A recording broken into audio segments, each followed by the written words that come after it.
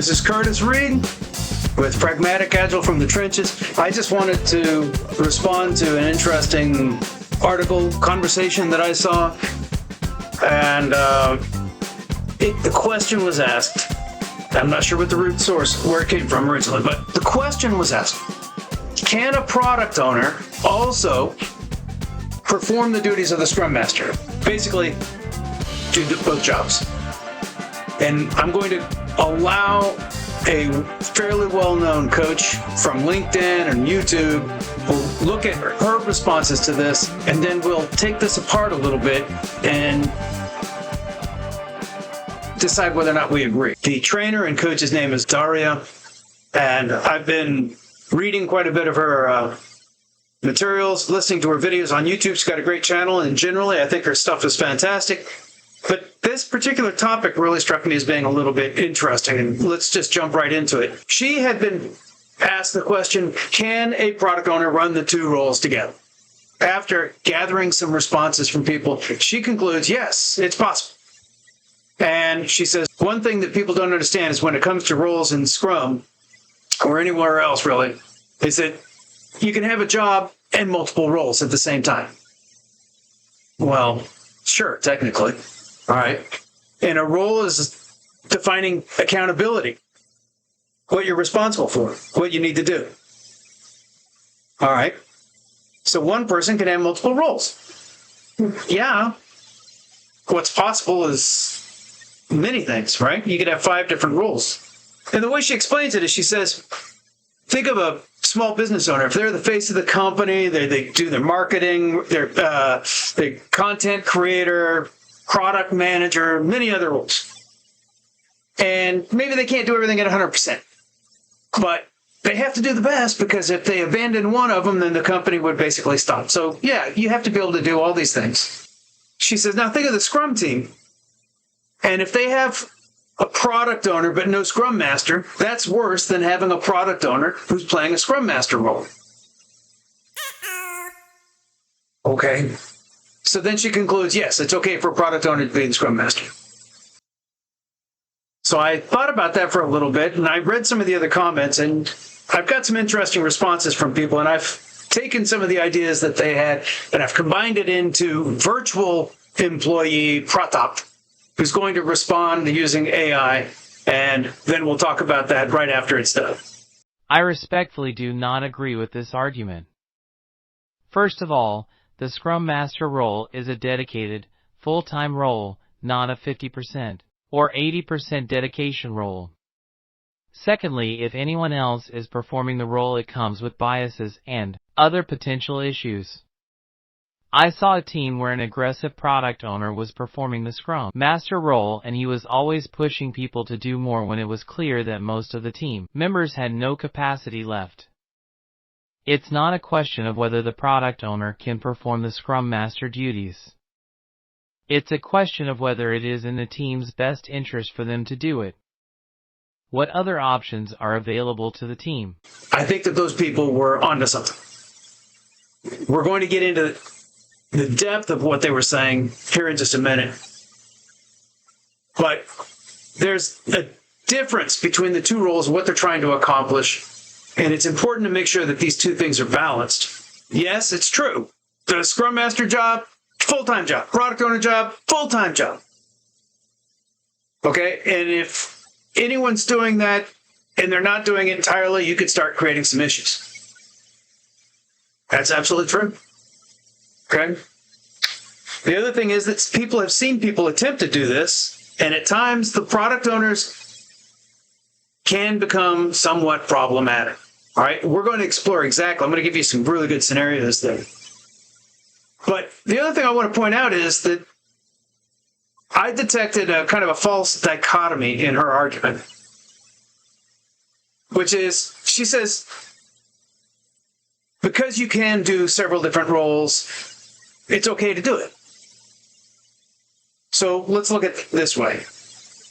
Let's agree that the ideal is that you have a great product owner and you have a great Scrum Master, and they both have their roles. The accountabilities from the Scrum Guide, I'm not going to get into all those. If you don't know what they are, go look for it, okay? But the product owner owns the backlog and takes care of all that, the vision, all the types of things that they have to do to be able to persuade the team, guide the team on what needs to be created and deliver product by the time the company needs this product delivered.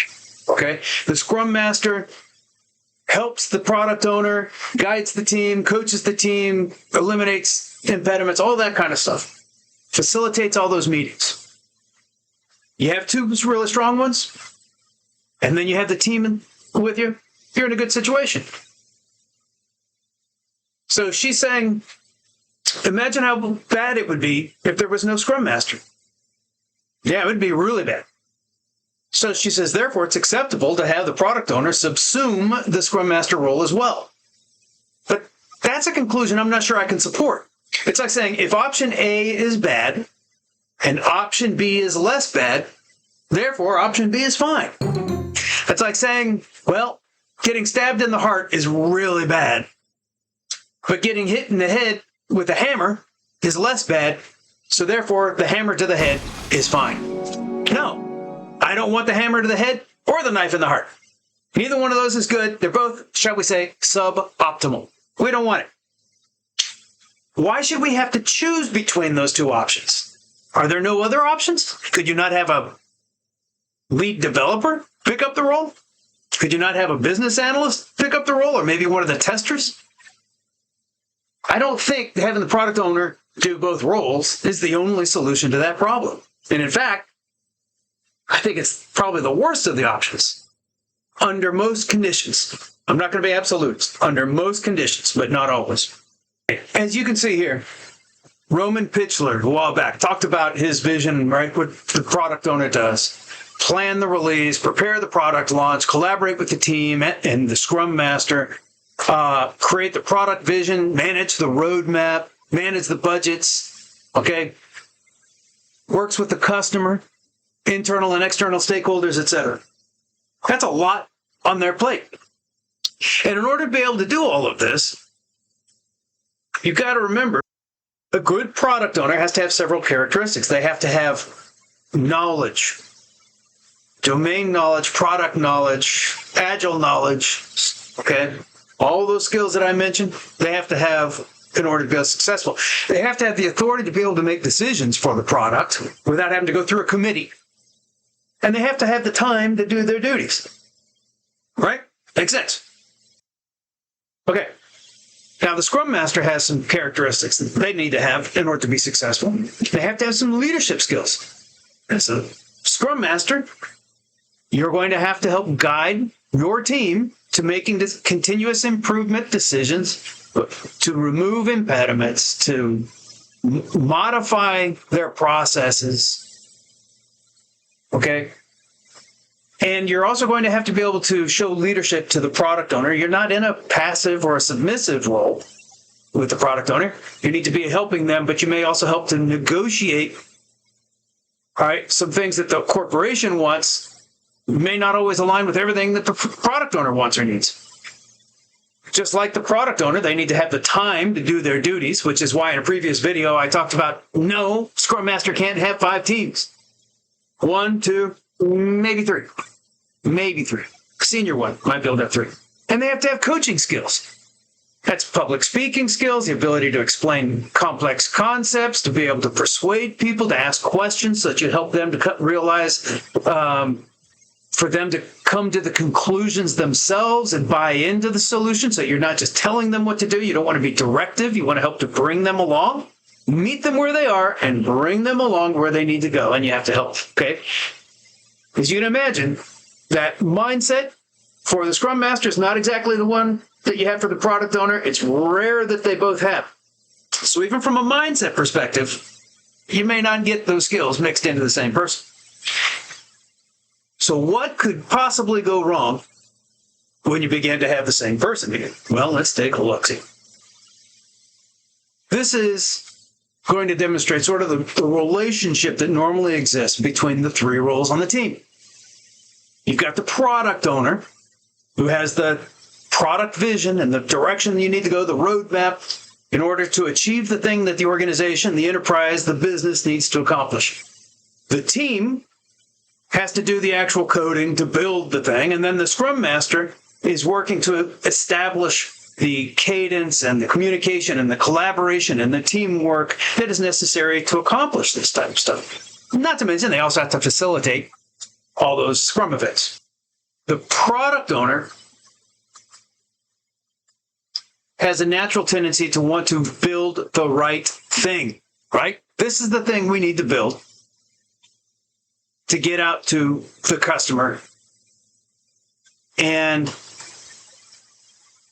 this right there, these are all the features. This is the backlog that I need to get that out the door. Now, in many cases, what that also implies is they need it by a certain date. And I know that a lot of Agilists, a lot of Scrum people will say, well, we don't work that way. We'll tell you when you're going to get it, but you can't just demand you're going to have it. Well, not so fast.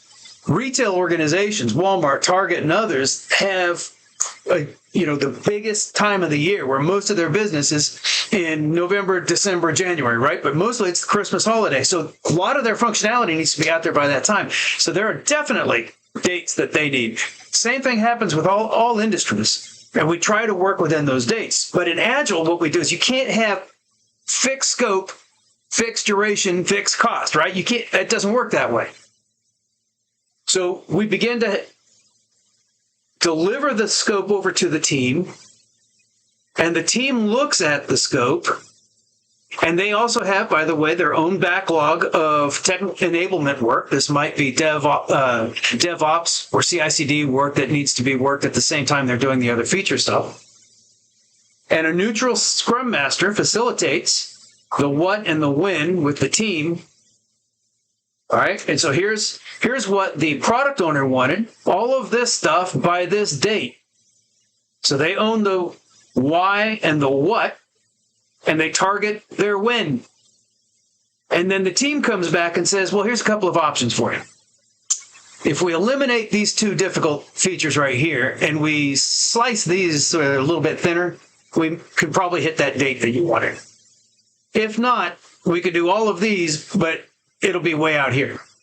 Okay, we have to postpone the release. So the team defines the how and then negotiates the what.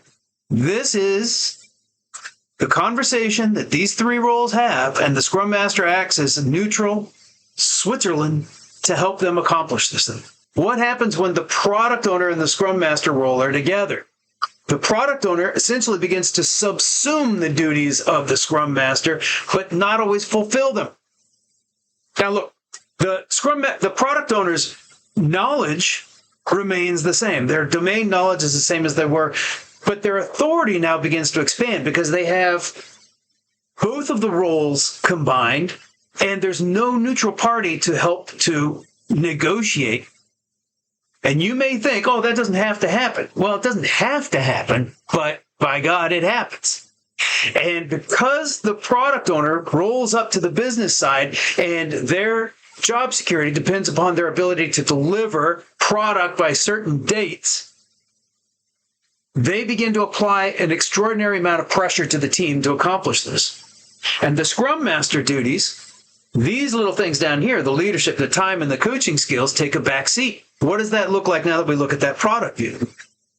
Okay, so now the product owner role has subsumed the Scrum Master role, and there is no neutral Switzerland to negotiate with between the team. They want all of this scope. They want it built by this date. And so when the team goes back and they look at it, they say, well, we have a couple of options, and the product owner often is able to say, no, we have to accomplish all of these things by this date. This is out. That plan is out. This plan is out. We're not going to push the date out. Okay? And they might reduce a few things. More commonly, you'll see some reduction. You'll see some collaboration. But very often, those teams begin to become overloaded and overstressed, and you begin to see some turnover. In addition to a number of other errors, mistakes, defects, and you'll notice that because they're under pressure to deliver this product, a lot of times the product owner will resist the team from dedicating a portion of their velocity to their tech enablement work. So now some of that stuff, the CI/CD, DevOps, and other continuous improvement gets postponed until the important release. Now, you may say that this doesn't happen, but I've seen it numerous times. All right, what you're looking at right now is actual metrics from an actual team. This was an oddity, okay? We had an Agile organization and we were following processes, and I was helping to lead that transformation in that area. In a separate area, they decided to run a major project that was very visible, high priority, and they would borrow some ideas, but they did not have a Scrum Master over there. They had a product owner, or that's what they called her. And you'll see that we started up, this is combined metrics. I was monitoring to try and get any insights and see how things were going. So I kept an eye on it, even though I didn't have any real coaching authority or any kind of willingness on their part to be coached. And the teams were vendor teams, okay? Some were offshore. Well, they were all offshore. Some were in Canada, some were in Europe. And you can see we started the teams out, and they started off as you'd expect. The blue columns are what they committed to, and the orange columns are what they completed. And you can see that they committed to more than they completed. In the second sprint, they did a little bit better, but they still overcommitted. In the third sprint, et cetera. By the fourth one, they committed less and they delivered more. And they slowly began to pick up their velocity. And it looked like they were stabilized, but I noticed some things that had me really confused. And what I did was go over and ask some questions, and I found out that this apparent stability was fake. This was fake. Because what they were doing was they would have stories to develop, and if they didn't get it done, they would just close the story and create another one. Okay? So it looked like it got done, but it didn't. They were essentially carrying over sprint. They were also generating a lot of defects, but they weren't handling them as defects. They were handling them as stories. They'd create a new story, and it looked like they were producing more and more value, but that's not the case. So there was no clear definition of done. There was no quality control. There was no defect prevention. None of that stuff.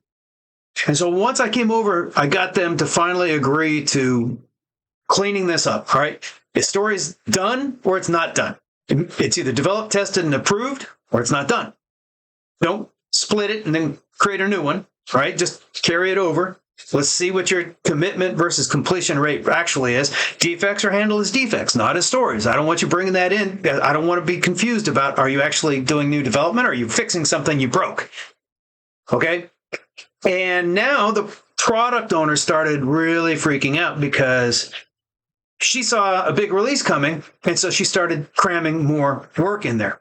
And I want you to notice that, remember, this is several teams working. And so you have 200 points per sprint back here. 200 points. So they were kind of busy. I don't know if they're productive, and I don't know if they're creating value. I doubt it. Okay?